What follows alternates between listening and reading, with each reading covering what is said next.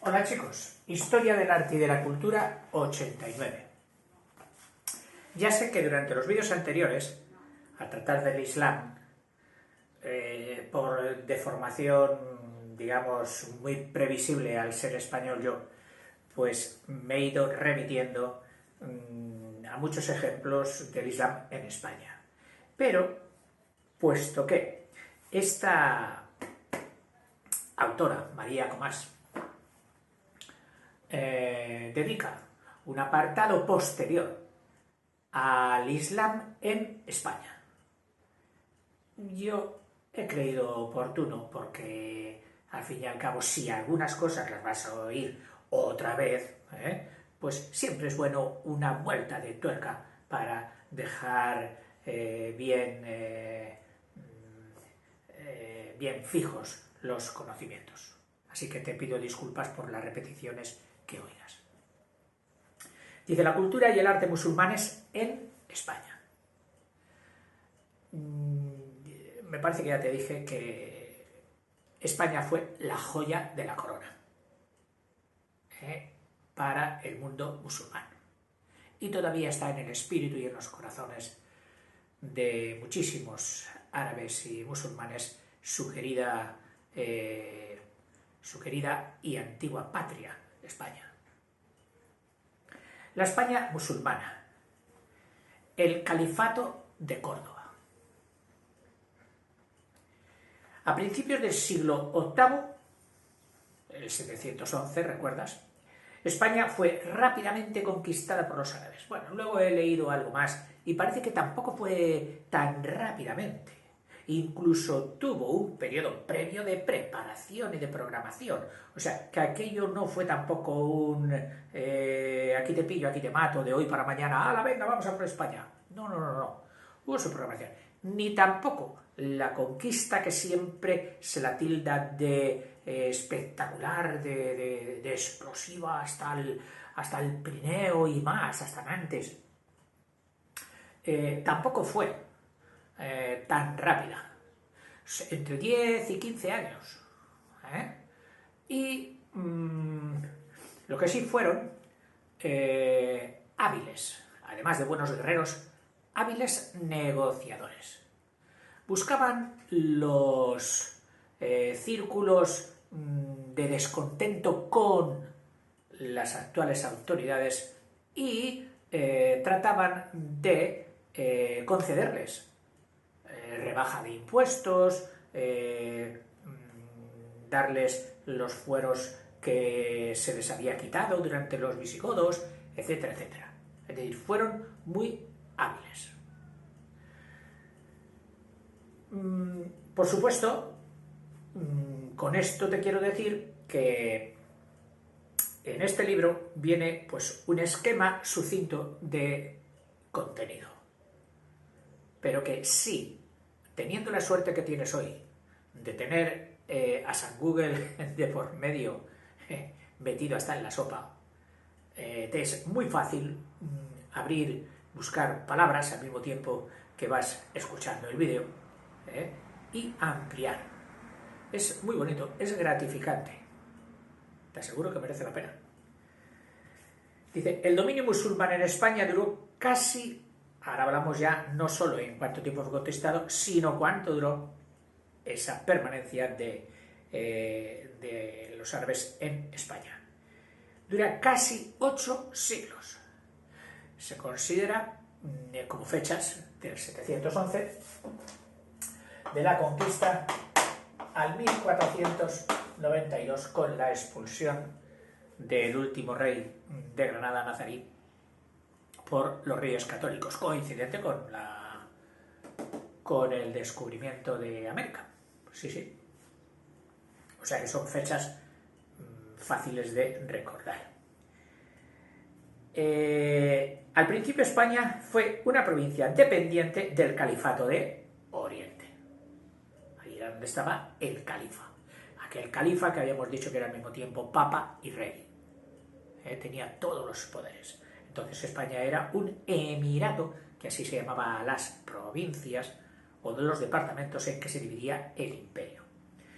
Un príncipe omeya, de la familia de los omeyas, Abderramán I, que había escapado de la matanza realizada contra su familia por la dinastía que mandaba allí, los abasíes. Y él huyó y se libró por los pelos y logró llegar a España.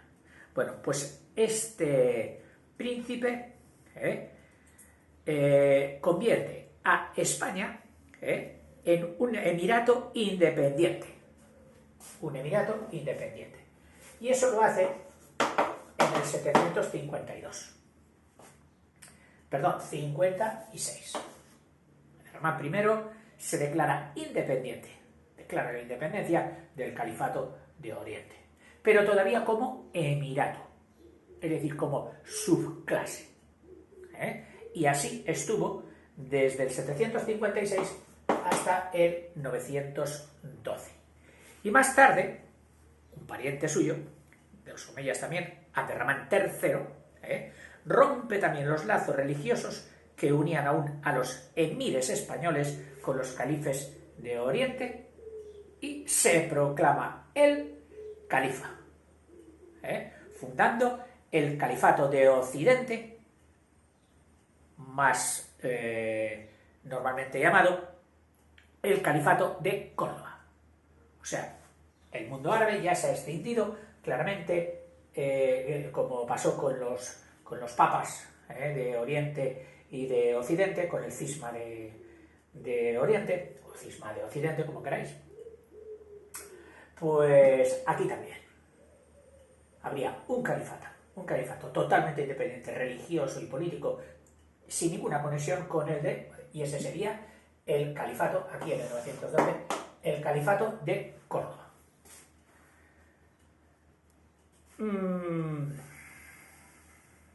Que abarca casi todo el siglo X y los comienzos del XI.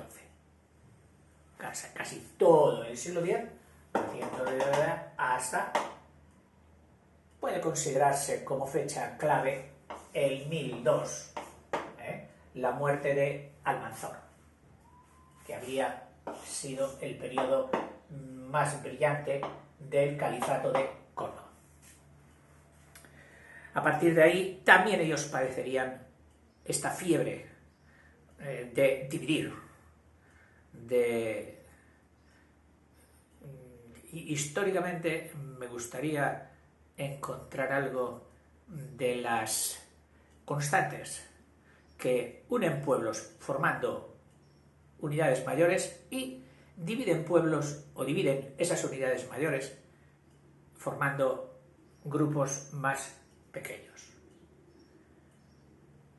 tanto en sus motivaciones de tipo social, psicológico, económico, etc. Un buen estudio.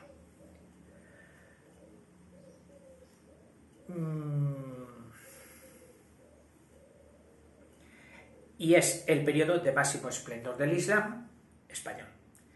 La muerte del caudillo Almanzor, ¿ves?, en el 1002, inicia la decadencia y el fraccionamiento político.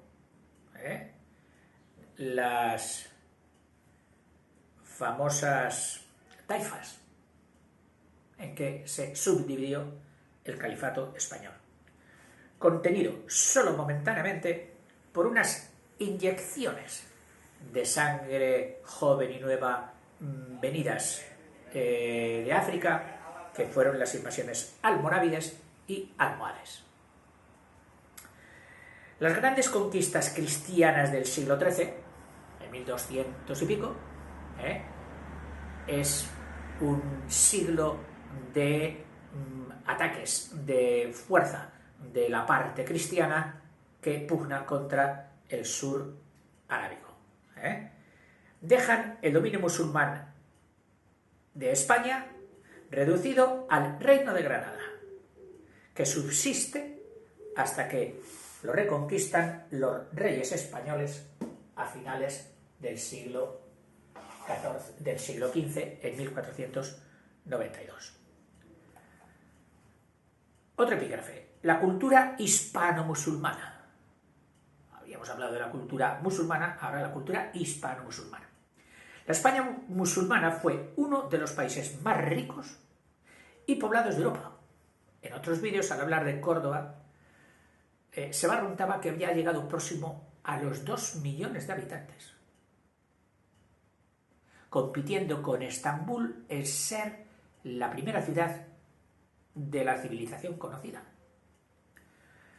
De los países más ricos y poblados de Europa, poblados también de Europa, sí, gente, y uno de los más brillantes centros de civilización del Islam, principalmente durante la etapa califal, que acabamos de decir, que era el siglo X. La cultura de la España musulmana fue muy superior, no solo a la cristiana peninsular, a los godos y cristianos que habían quedado relegados por el norte y en las mesetas del norte, sobre todo. La cultura del sur, la cultura de Córdoba, era muy superior. Dice, sino a todos los demás pueblos también europeos de aquella época.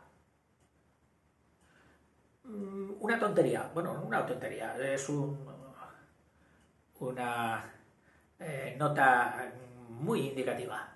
Las damas, las reinas y las princesas de Europa venían a hacerse la ropa a Córdoba. Eso lo dice todo. Sigo. En el siglo X, cuando en la Europa cristiana reinaban las tinieblas intelectuales, el cristianismo en su expansión, en su fuerza espiritual, había barrido de un escobazo toda la cultura clásica.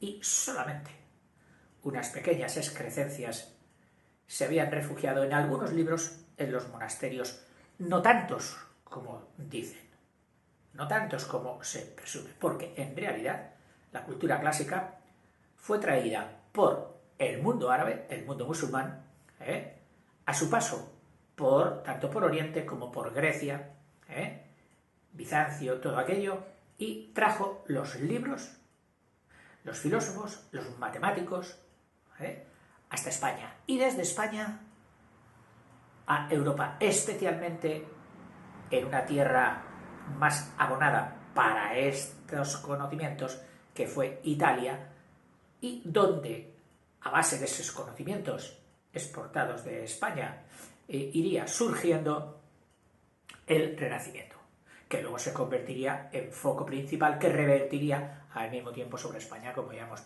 visto en literatura, y seguiremos viendo aquí. En el siglo X, cuando en la Europa cristiana reinan las tinieblas intelectuales y la barbarie, Córdoba en Occidente y Bizancio, o ya te he dicho Estambul, con otro nombre, el nombre actual, Bizancio entonces, en Oriente, brillan como potentes focos de civilización, cuya irradiación espiritual, o sea, no solo fue el dominio de la cimitarra, y del alfanje, y de la Guerra Santa, no. Hubo una conquista del espíritu espiritual, con una cultura profunda y brillante. Una irradiación espiritual que dará frutos en los siglos siguientes. Las populosas ciudades hispano-musulmanas, populosas, muy habitadas, Sevilla, Córdoba, Toledo, Valencia, etc., no solo destacan por sus florecientes industrias, o sea, no era una civilización de letra, de poesía, de las mil y una noches, no, industrias, productos materiales, vendibles, comerciables, que generaban riqueza.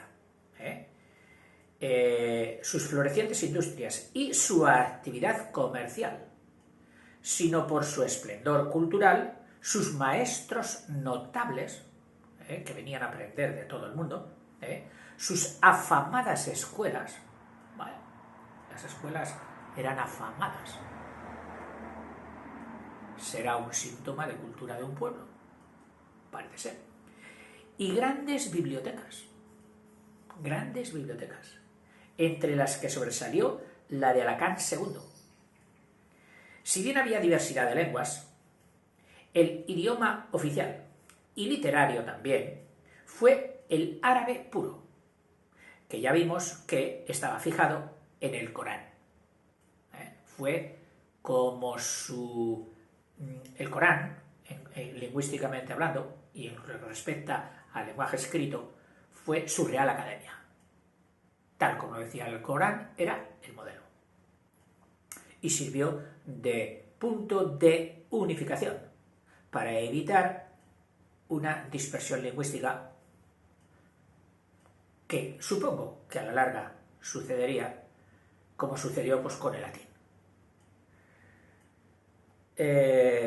Fue el árabe puro, que los califas conservaron con gran cuidado.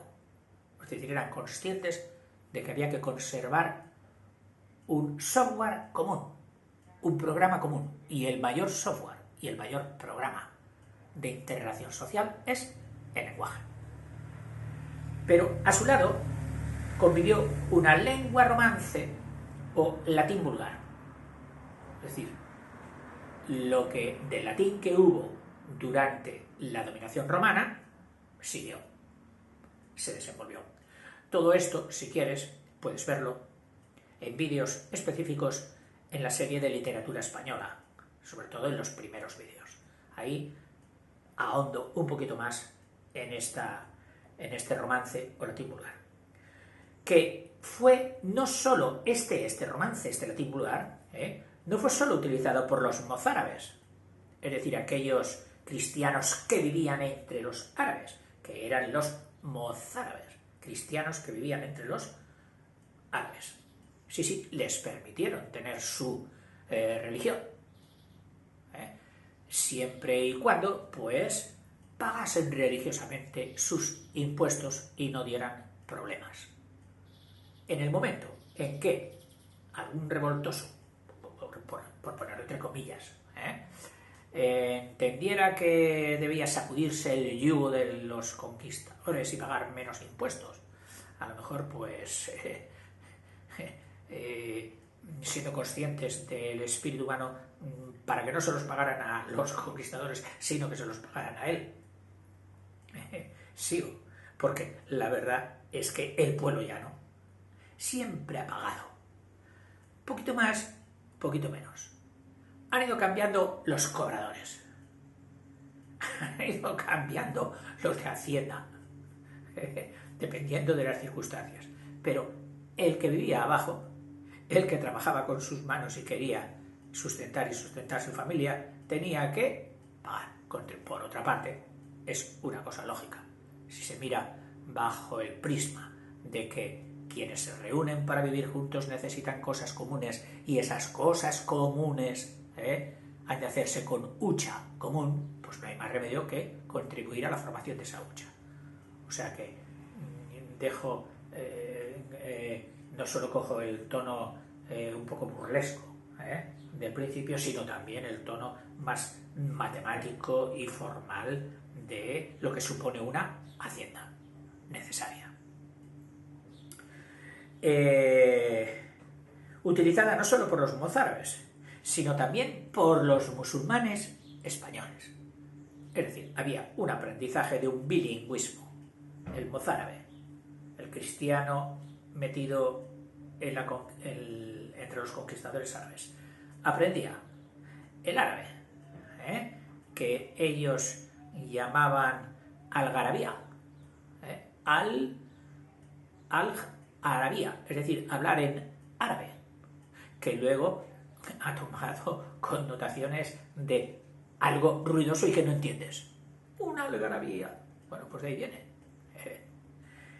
Ellos hablaban el árabe y el árabe hablaba también el romance.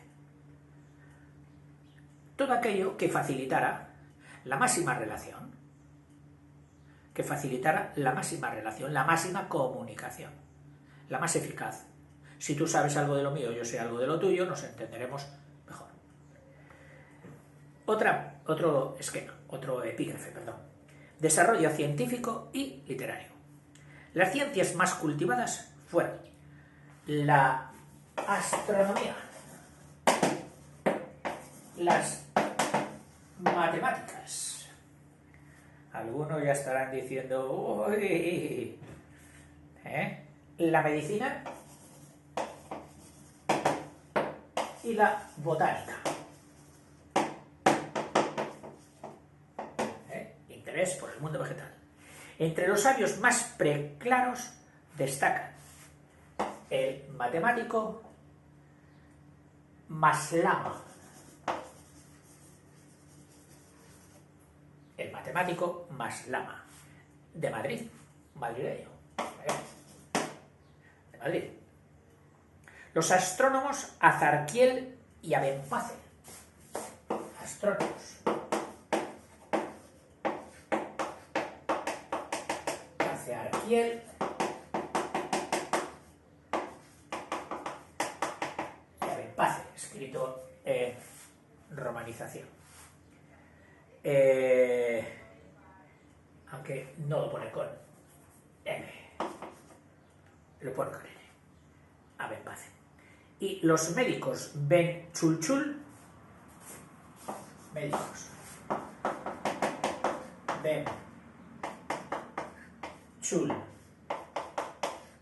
Chul, perdonad, sobre todo pido perdón a las personas que tienen conocimientos de lengua árabe por mi horrorosa pronunciación, como no podía ser casi de otra manera. Ben Chulchul, Abulcasis,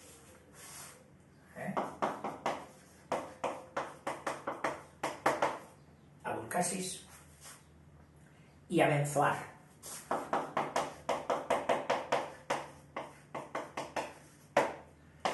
Medicina, médicos. He tenido la tentación de buscar uno por uno en el Google y hacer una semblanza, una reseña de alguna de sus obras, etc. Pero luego comprendí que solo haría que alargar los vídeos y la materia una barbaridad. Pero te lo propongo a ti. Busca estos nombres. Quizás no los encuentres con esta grafía, pero sí muy parecidos. Y luego si los encuentras ya, si te encuentras Abenzoar, te lo encuentras escrito parecido y te dice que fue un médico español de la dominación árabe, pues ya lo tienes. Y te recomiendo, o te paso mi estrategia. Yo cuando busco un personaje, lo primero que busco no son sus obras, ni lo que consiguió. No. Busco su vida. Quizás porque es lo que más me va a unir a él. Él fue un hombre de carne y hueso como yo. Tuvo una infancia, tuvo unos padres. Que su padre tenía tal profesión, o su madre era de aquí, de allá. Que recorrió, qué trabajos tuvo, qué penurias pasó, cuáles fueron sus éxitos, antes de mirar la importancia y trascendencia de su obra para la posteridad. Porque esto es como la estaca que clavamos en nuestra memoria para fijar de ella todos los globitos que son más etéreos del resto de conocimientos, de sus obras, etc. Pero lo que es personal tiene mucho más impacto en la memoria.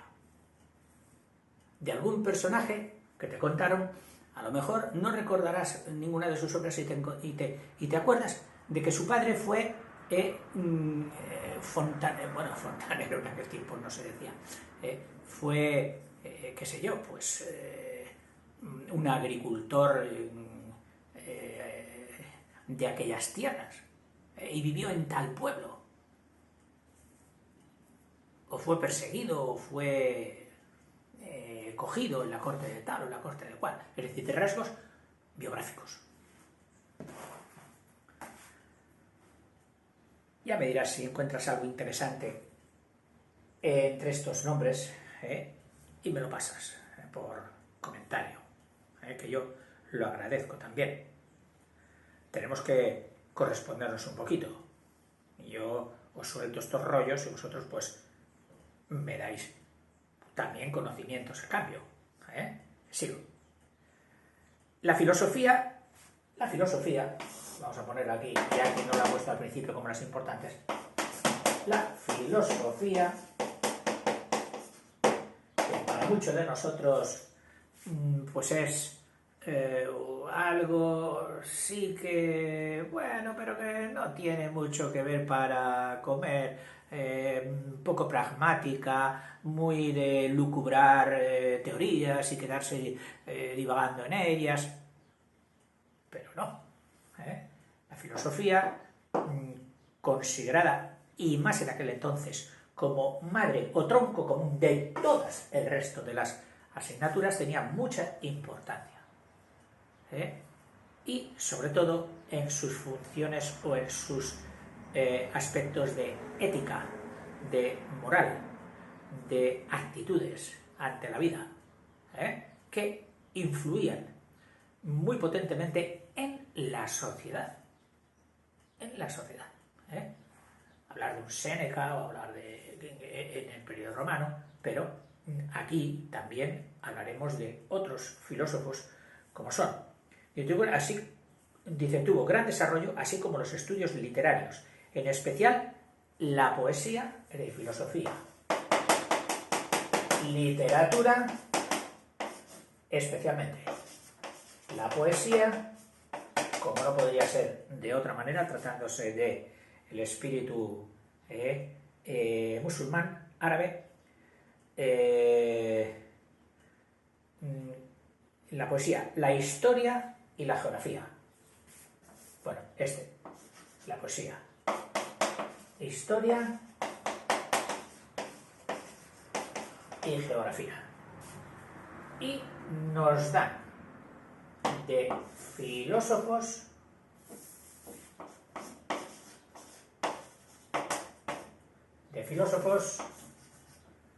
nos da algún nombre.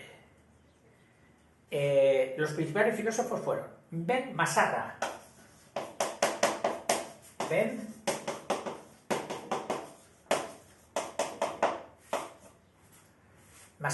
Ibn Hazán,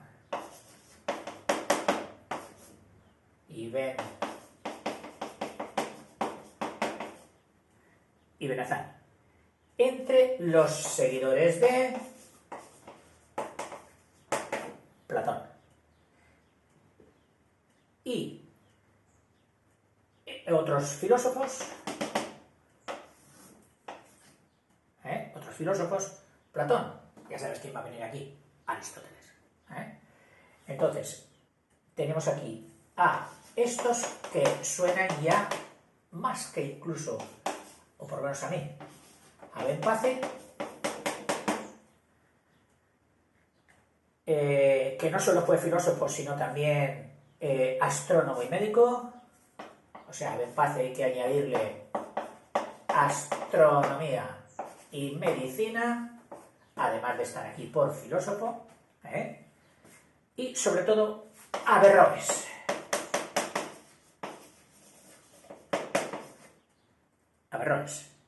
Entre dos, no platónicos, sino aristotélicos.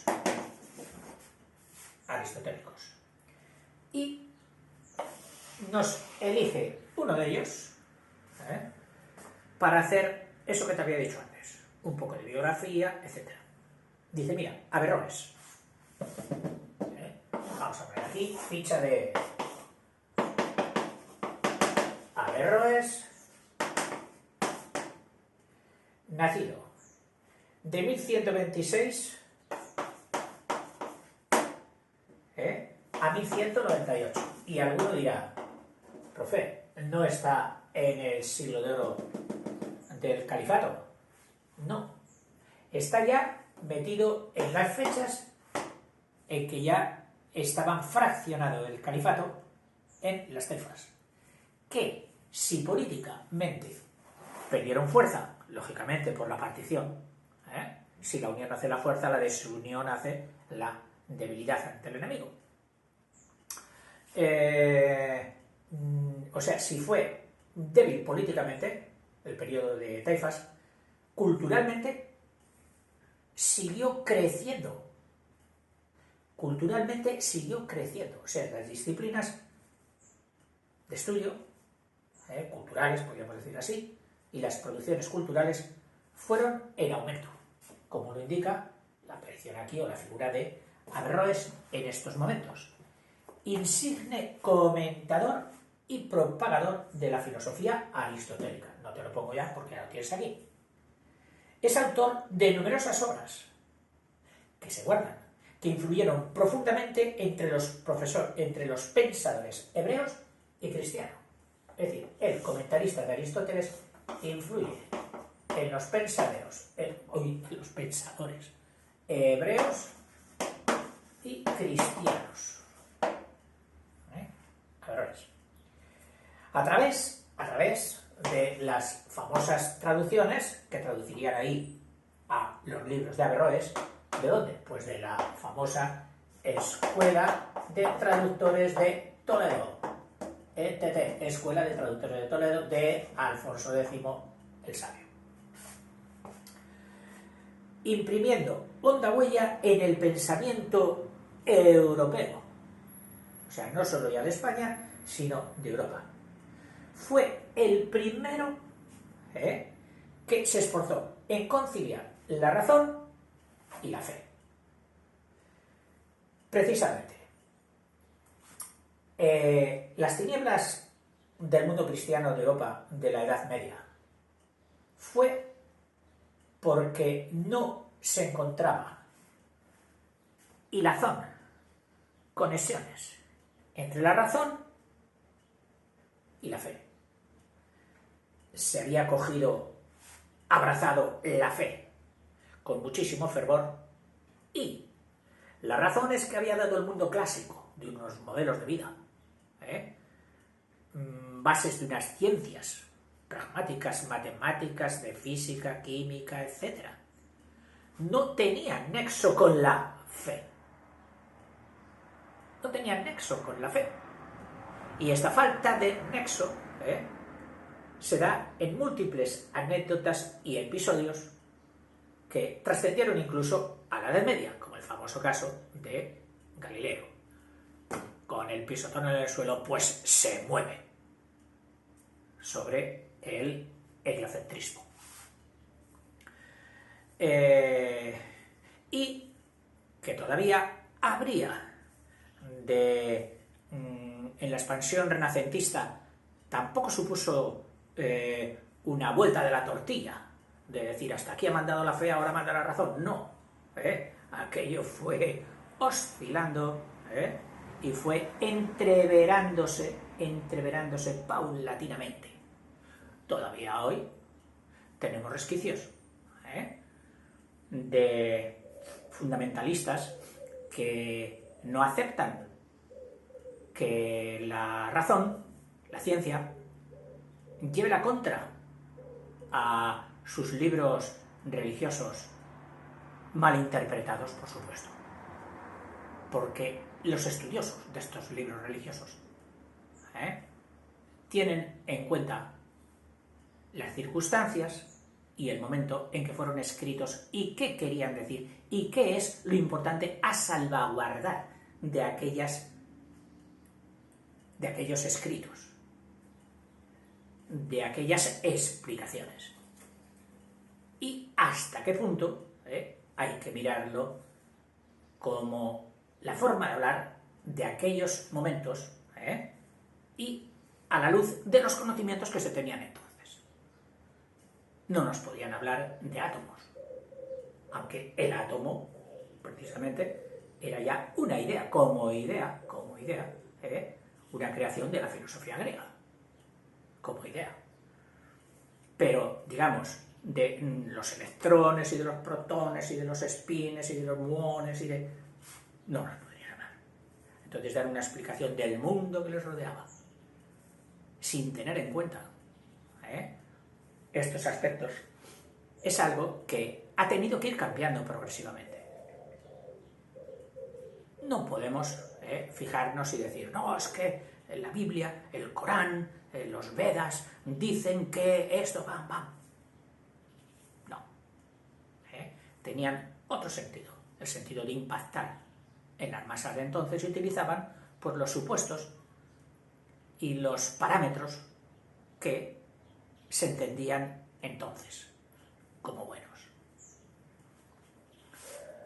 Pues Averroes fue un luchador por conectar la fe con la razón. La fe con la razón. Que sin duda, y creo haberlo leído, le trajo sinsabores entre los fundamentalistas de su época, que siempre hay los extremistas de su época. Esta coordinación o entendimiento entre fe y razón fue, y además sobre la base aristotélica, fue lo que más tarde pretendería Santo Tomás de Aquino con su Suma Teológica, también desde Aristóteles. Fe y razón. Una pareja, una dicotomía que ha ido oscilando, momentos de entendimiento pacífico y momentos de furibundia encontrada, manifestados socialmente, ya digo, por episodios, como la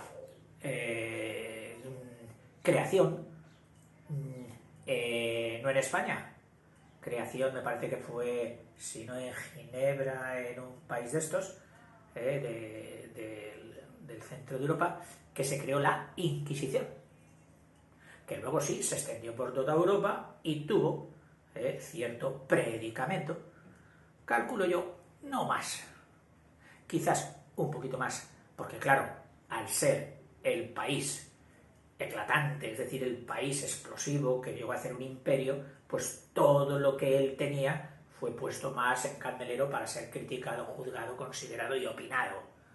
Y entonces la Inquisición española pues adquiere más relevancia que el resto de las Inquisiciones de los países, pero que en todas partes se cocieron habas. En todas partes se cocieron habas, como decía el otro. Y en mi casa, calderadas. En todas partes se cuecen habas y en mi casa, a calderadas. Bueno, Averroes. Fue el primero que se ofreció conciliar la razón y la fe, abriendo el camino que luego siguieron Maimónides. Es decir, luego este camino de conciliar fe y razón entre los hebreos arraigó y lo pretendió también Maimónides. Entre los hebreos. Seguro otro sufridor. Seguro que lloverían palos de todos los sitios. Entre los judíos. Y Santo Tomás de Aquino, como hemos dicho, Santo Tomás de Aquino entre los cristianos. A este tipo de personas debemos mucho los pobladores actuales de este planeta. Sobre todo les debemos todo aquello que disfrutamos de tolerancia, de libertad de acción, de libertad de conducta, de el respeto de todo lo que te rodea, tanto del respeto tú hacia ellos y todo ello hacia ti, es decir, de la consecución de las libertades personales. No está hecho todo, no está acabado. En muchos países está por empezar. Y será difícil. Y habrá sudor y lágrimas para conseguirlo en todos los países.